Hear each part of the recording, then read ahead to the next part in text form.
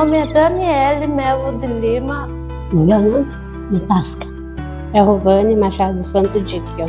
Meu nome é Elizabeth Melo, sou mãe da Daniele Melo de Lima. É Alexandrina Teodoro de Oliveira. Eu sou mãe da Natasca. Meu nome é Camila Pazin, eu sou terapeuta ocupacional, sou formada há mais de 20 anos, tenho especializações em transtorno de neurodesenvolvimento e desenvolvimento infantil, atuo em instituições de pessoas com deficiência há mais de 16 anos e a terapia ocupacional, ela trabalha muito a questão da ocupação humana. Todos nós temos uma capacidade de realizar algo e todos nós também somos deficientes em alguma situação, em alguma área, nem todos nós somos aptos a tudo. A terapia ocupacional, ela visa muito mais a funcionalidade do que o próprio diagnóstico da pessoa. A Dani, ela sempre foi desde pequenininha do carnaval. Em 98, teve a escolha da rainha e eu falei para essas pessoas, pessoal, ela vai participar. Eu, como mãe que sempre lutei por ela, sempre acreditei nela, eu achei que não ia dar nada. Ela ia entrar lá, sambar igual as outras crianças. Para minha surpresa,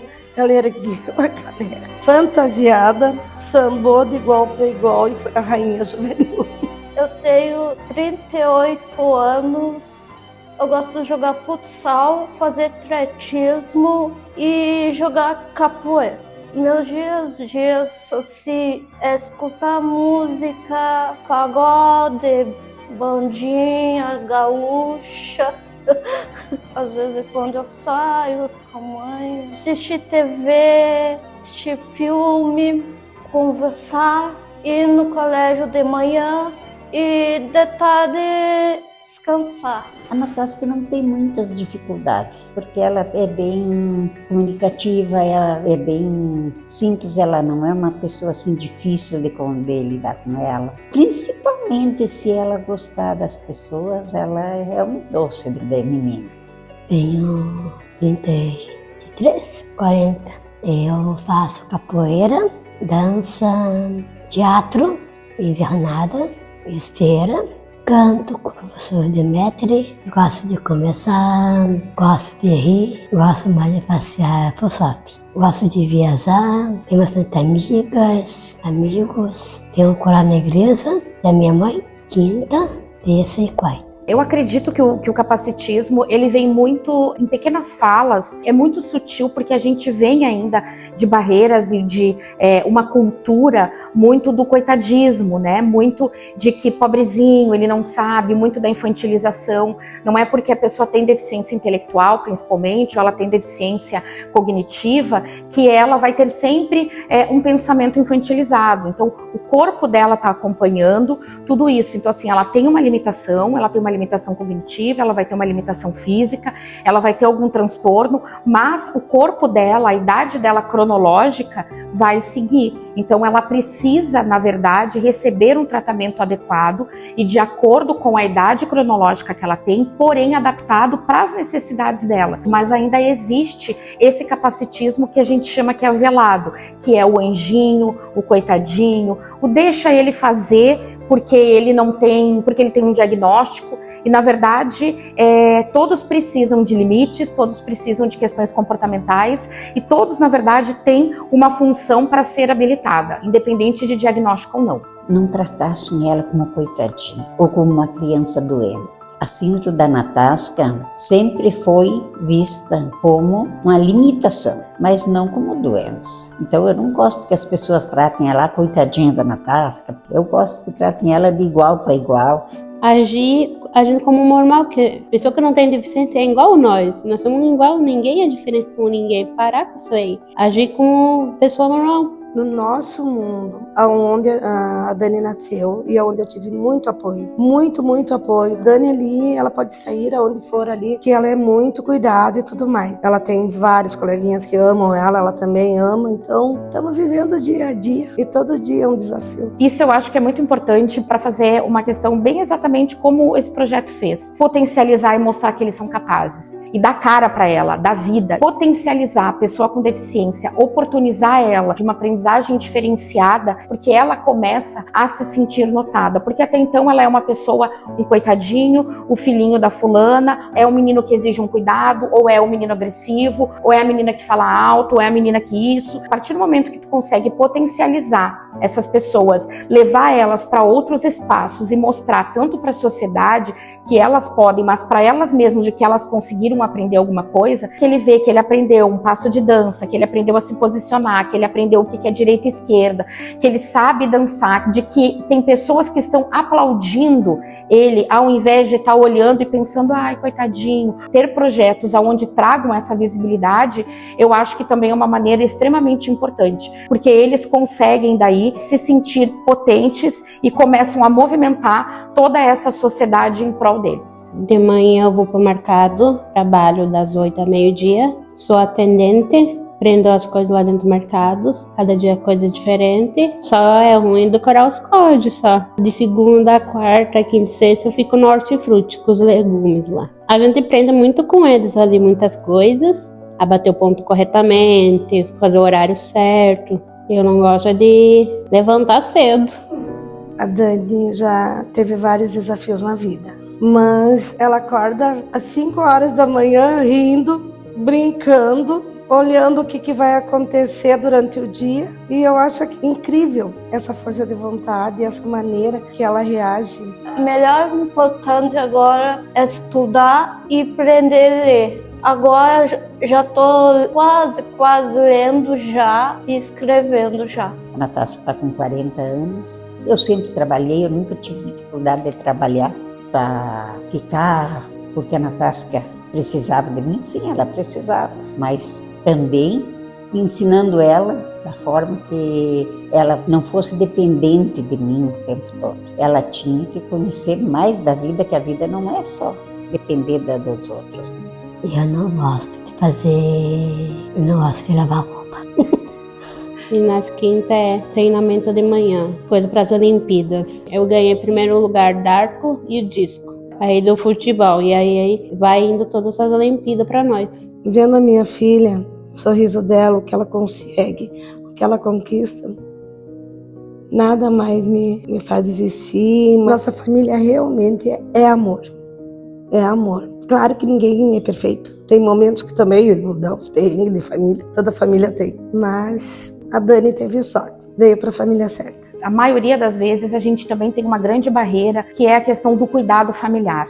A gente sabe que as famílias, elas zelam e elas cuidam perfeitamente dos seus filhos, mas muitas vezes impede de que eles cresçam, amadureçam e se tornem mais independentes. Tem essa super proteção. E isso ocorre muitas vezes porque essas famílias também não estão preparadas para ter um filho com diagnóstico, para ver esse filho crescer, e muitas vezes elas também não têm um apoio familiar para isso. Então, como que a gente vai conseguir falar de independência, de funcionalidade, se a gente não consegue potencializar essas famílias e dizer para elas de que conseguem ensinar um filho com deficiência, como ele aprende, como ele sabe sobre limite, como ele sabe sobre independência. Isso hoje em dia é uma grande barreira ainda, porque a gente não consegue muitas vezes, principalmente profissionais da saúde, chegar nessas famílias. E eu acredito mais uma vez de que falta políticas públicas também para potencializar essas famílias de uma certa forma. Então elas ficam muitas vezes se sentindo inseguras, sem apoio nenhum, e aí isso faz com que muitas vezes elas acabem infantilizando e trazendo isso, porque elas têm medo do preconceito da sociedade, elas têm medo desse capacitismo. Então, como eu vou soltar um filho, como eu vou deixar esse filho mais independente, se essa sociedade, às vezes, ela vai ser um pouco cruel com ele, ou vai olhar ele de uma forma extremamente ofensiva. E aí essas famílias se fecham cada vez mais. Eu não sabia nada da vida, eu não sabia lutar, eu não sabia nada. Aí tive que ter um curso intensivo e ir à luta. Aí eu entendi naquela época que preconceito ainda existe. Sim, ele tá ali, pode estar escondido, mas ele existe. Assim como vi que a menina não queria sentar perto da Dani no almoço que estivemos. E eu disse, não faz mal, isso aí é coisa da família. A mãe que tem que ensinar, o pai que tem que ensinar. Quando eu passo pra gente e olham de cara feia assim, eu acho bem ruim, eu não gosto disso, eu fico bem triste. O que eu não quero que façam para minha filha, eu não quero que façam para o filho dos outros. E eu acho que isso vem de casa, vem da família. São valores incorporados, né? Desde pequenos. Mas não deixo de sair. Não deixo de levar ela em todos os lugares. Não dou mal para isso. Esse foi o maior aprendizado da minha vida. Me deixou forte. E aí eu aprendi que eu tinha que lutar, não por mim, mas por ela. Quando a gente vai pegar um ônibus, ok, né, tem dificuldade na leitura e na escrita. E a gente pergunta, é hípica? Eles falam assim, você não sabe ler, não sabe isso, volta pra escola. Aí a gente fala, não, a gente é PCD, a gente não sabe ler e escrever. Você tem que ficar na creche, aí a gente vai pra casa, ou fica depressivo. Ou vamos no mercado comprar uma coisa, a gente não sabe, pergunta o preço. Ah, mas vocês não sabem? A gente tem uma deficiência, a gente não sabe. Ah, você tem na hora, tem que aprender. Tem bastante preconceito com essas coisas contra a gente, assim. É todo lugar. Nós teve essa semana com uma psicóloga e um professor lá falando que era pra gente desabafar porque a gente tava muito agitado. E a gente se sente muito rejeitado, né, por os preconceitos. O mundo aí fora é muito com preconceito ainda é muito preconceito sobre as pessoas com dificuldade, com limitações, principalmente quando você vai em alguns lugares que não conhecem, que as pessoas ficam olhando como se ela fosse difícil de entender, mas não é difícil de entender.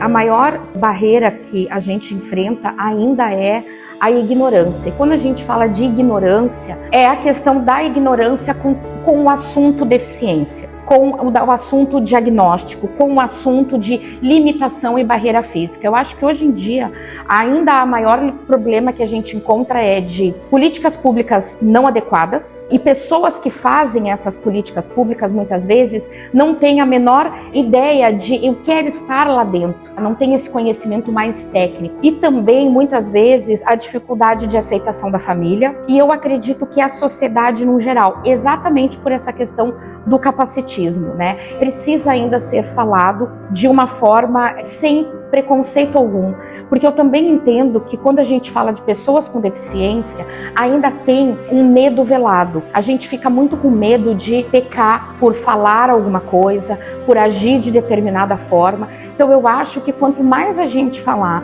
mais a gente trazer um conhecimento técnico e a gente dizer que ser deficiente não é um tabu, quais os termos adequados para não ser um tabu ou virar um capacitismo, eu acho que a gente consegue fazer com que as coisas comecem a ficar menos preconceituosas. Muita coisa melhorou, mas eu acho que tem muita coisa ainda para melhorar. Deveriam tratar as pessoas com necessidades especiais igual para igual, né? Ninguém é melhor que ninguém. As pessoas ainda têm muito que aprender sobre, apesar de que mudou muito, né? Porque lá atrás, no tempo, quando a Natasca era pequena, era bem mais difícil, mas as pessoas precisam aprender muito ainda com eles, porque eles têm muito a ensinar, mas é difícil. É só quem conviveu, quem criou uma criança com necessidades especiais, que sabe, teria que ter compreensão e chegarem um pouquinho mais adiante, né? Na verdade, todos somos iguais. Não tem por que tratar eles com diferença,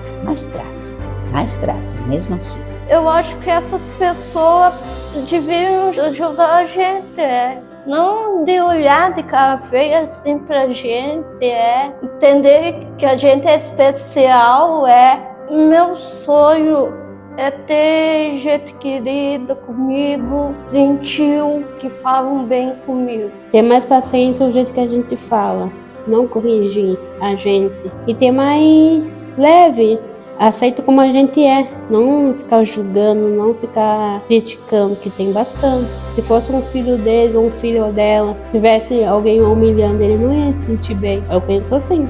Tem que olhar mais para essas pessoas com deficiência, seja ela qual for.